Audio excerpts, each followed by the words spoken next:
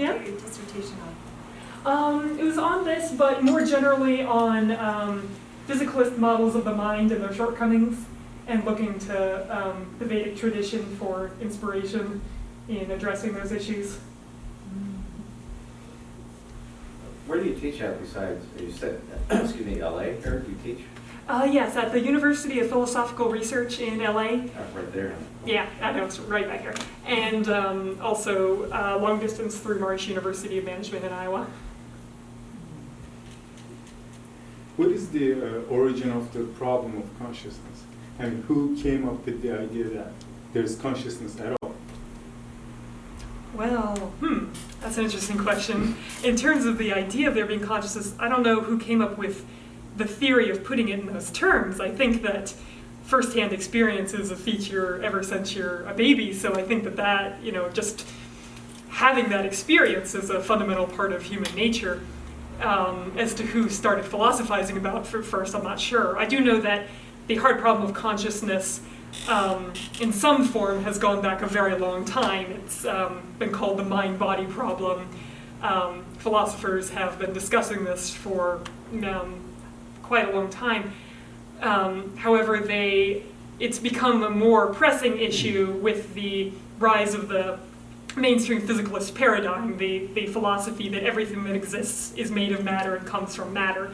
So in that paradigm, which is our prevailing paradigm of our society, then things like subjective experience become much harder to explain.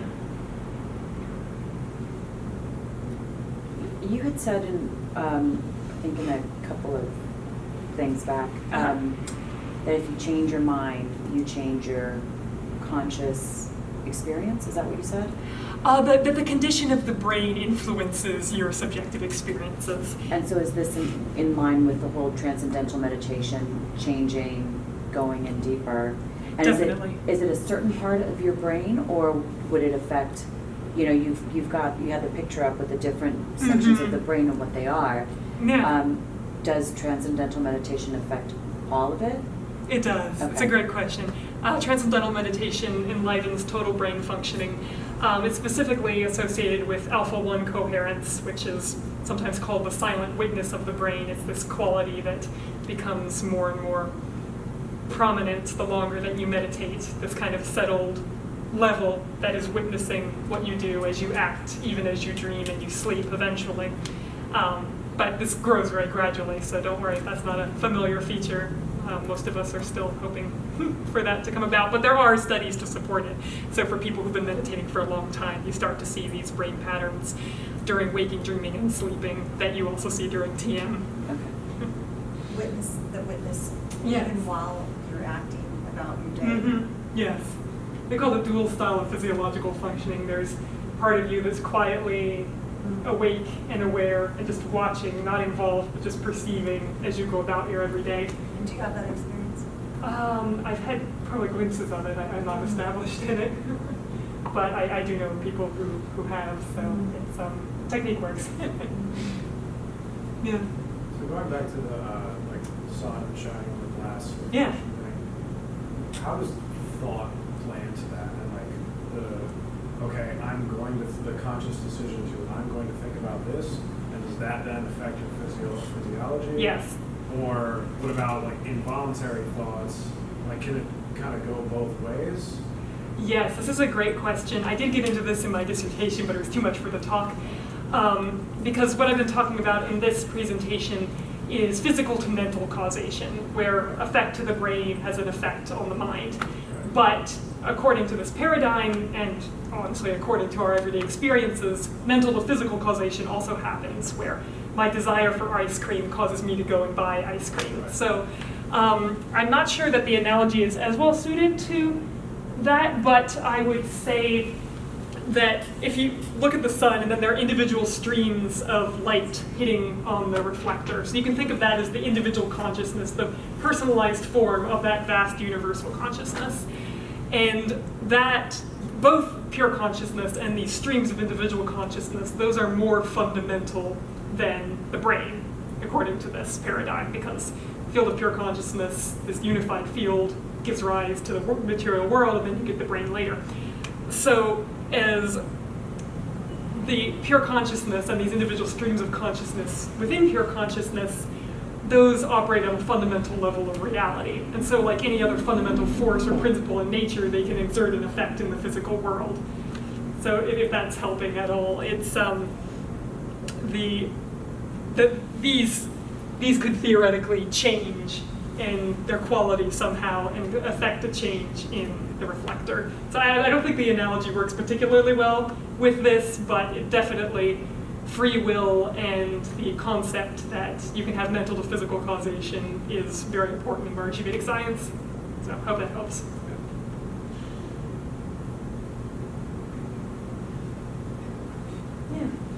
So why are we conscious? I feel like I understood the how, but like the main reason of why we're conscious. Right. According to this view, they would say the most fundamental level of reality is consciousness. That the intelligence is the most fundamental level of anything that exists.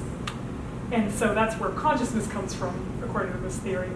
Then how we individually are conscious is because we have physical organs that are designed so that they can reflect or filter or transmit this underlying field, if that helps. Yes. What about the expression part? How does that play a role in why we're conscious? If we're expressing that, we're expressing something that's, let's say we're expressing something that's whole through a subjective experience.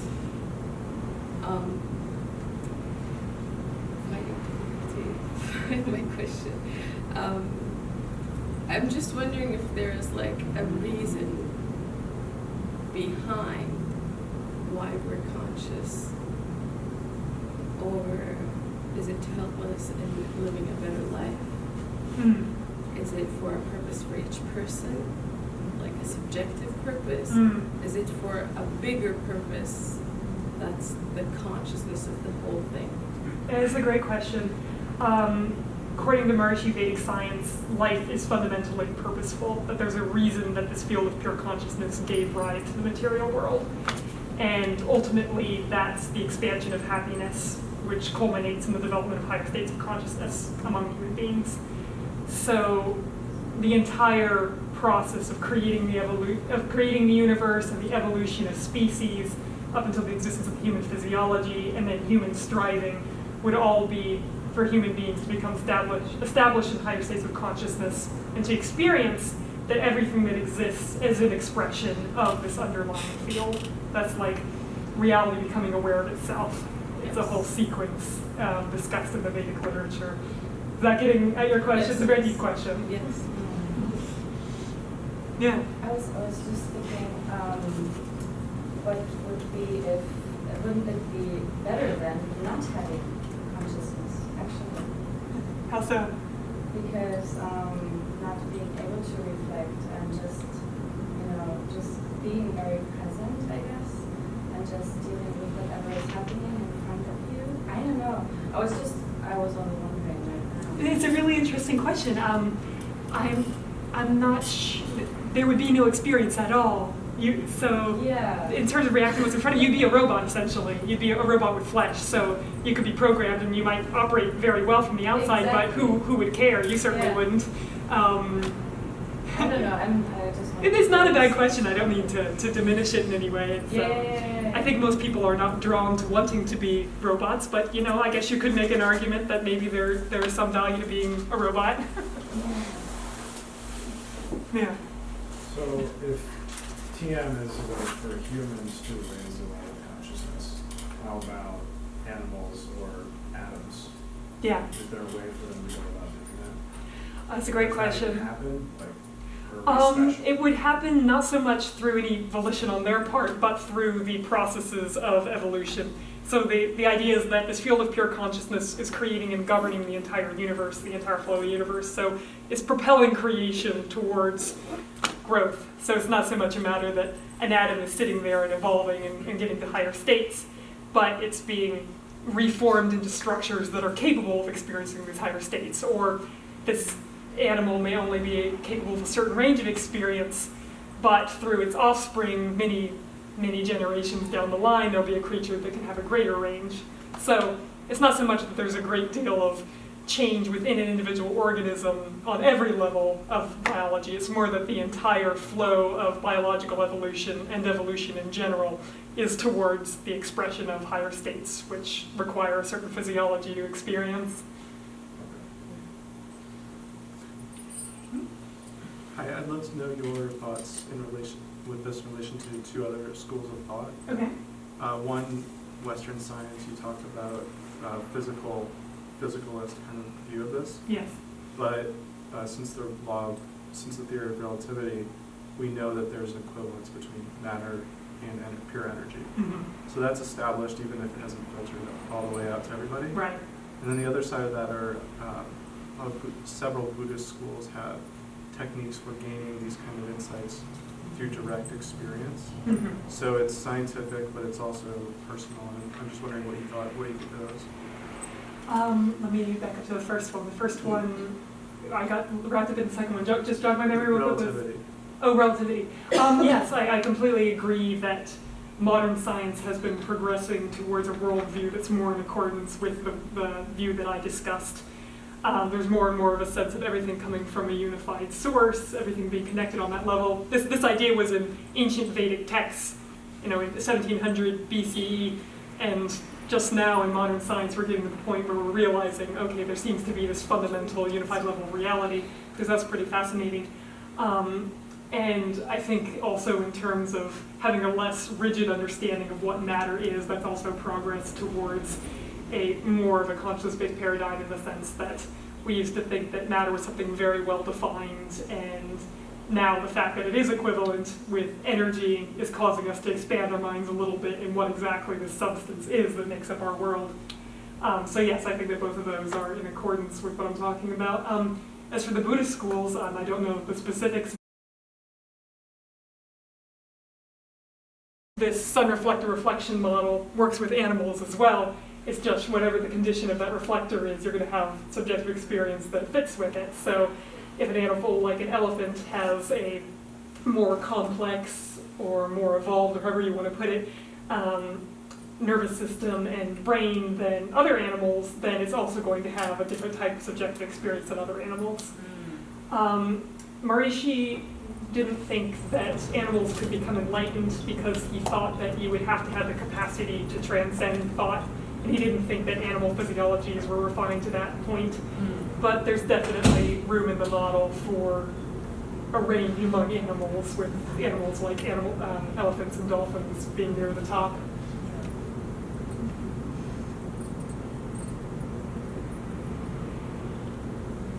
Two hands. Go ahead, Alistair. Oh, Go ahead. sort of add on to animals and consciousness and all of this, and science, modern Western science as we see it, finally starting to sort of catch up with these ancient Vedic sciences. They found that even cockroaches are way more conscious than we ever imagined. They can be depressed, they can feel lonely, they can, have isolation issues. And then Antonio Damasio, who's a neuroscientist,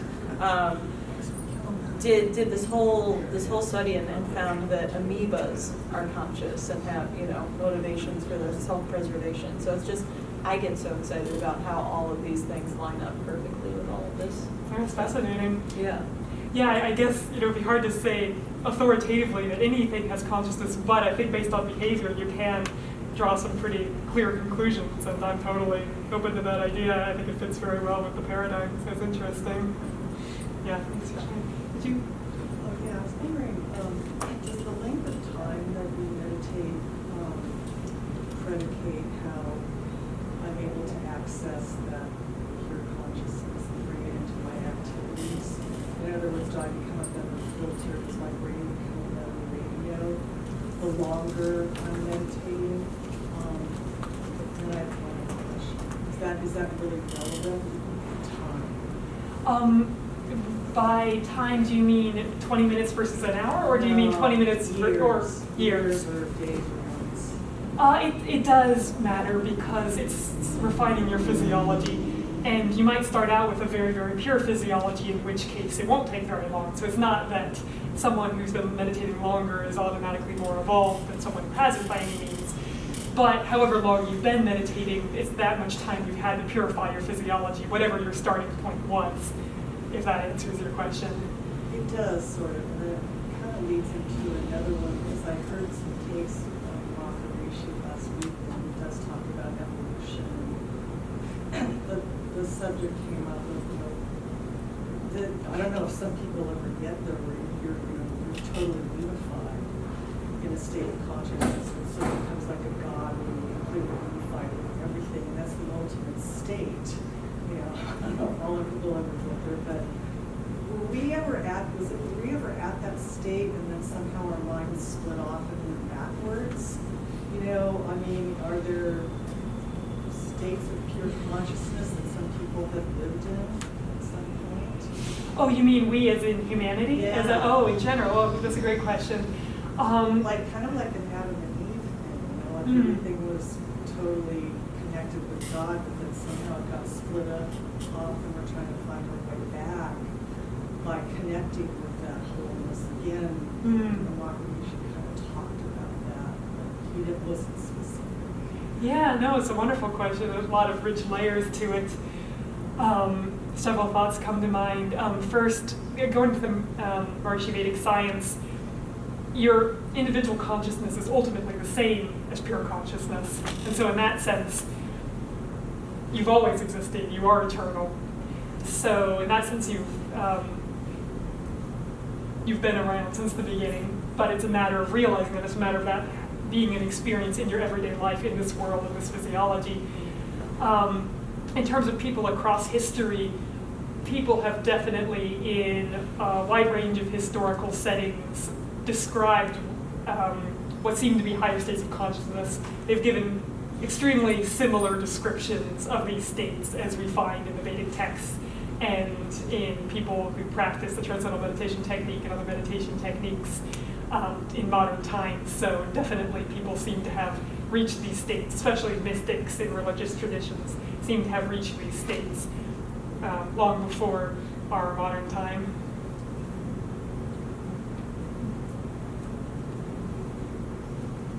Would you like better Eastern version or the Western version? Specifically with what I talked about here, or just in general? Just in general, not what you talked about.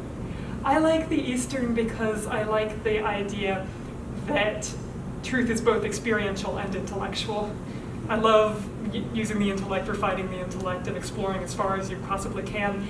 But I also like the idea that the ultimate truth is not just a construct in your head, but something that you live and breathe every minute of your day. Tangible. And yes, and the Eastern philosophies are much more likely to emphasize the experiential aspect of knowledge. Thank you. Sure. Yeah. So how close are we then to knowing what the answer might be of what has been observed or proven so far? The answer being? Where consciousness comes from, what it is.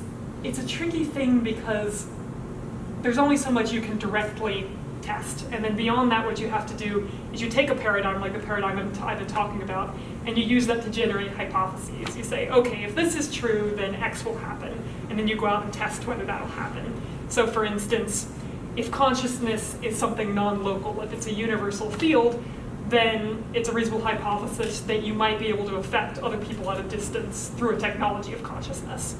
And so that's called the Maharishi effect, that they've observed and has been published in peer-reviewed mainstream journals, that when a sufficiently high number of the population is practicing the transcendental meditation technique, or especially if they're practicing it together as a group, that harmonious trends in society increase measurably. So as crime rates tend to go down, a whole range of issues seem to smooth out when a certain critical number of the population are practicing the technique. So that would be some evidence for a consciousness-based paradigm where you're saying, okay, if indeed there's no physicalist explanation that can account for this data, if there's no other simpler, more mundane explanation that we can give, then the physicalist paradigm provides no means for people to influence each other directly via their minds over distance. There's absolutely no mechanism for that. So in that, with experiments like that, you can build up a base of evidence in favor of a paradigm. But you can't directly test a paradigm. It's just a matter of generating testable hypotheses from that paradigm. So I hope that helps. Yeah. Would I think it's 0 point energy kind of play into that, which is that now proven thing where if a particle isn't, it has to be being observed in order to exist. I think I said that right? Yes, it's called the observer effect in physics, and the main interpretation is that in order for the electron to assume a particular position, someone or something has to observe it. So people have definitely drawn parallels, and there are different interpretations of that phenomenon. So some have tried to come up with explanations that don't require an observing quality on anyone's part, but it's a mainstream explanation as to why it's called the collapse of the what is it called?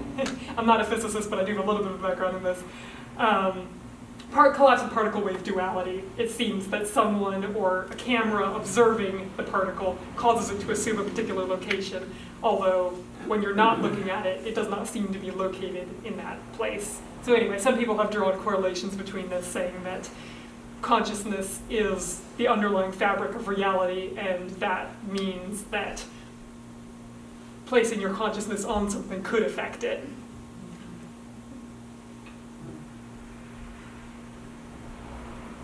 You guys are asking great questions, by the way. This is fun.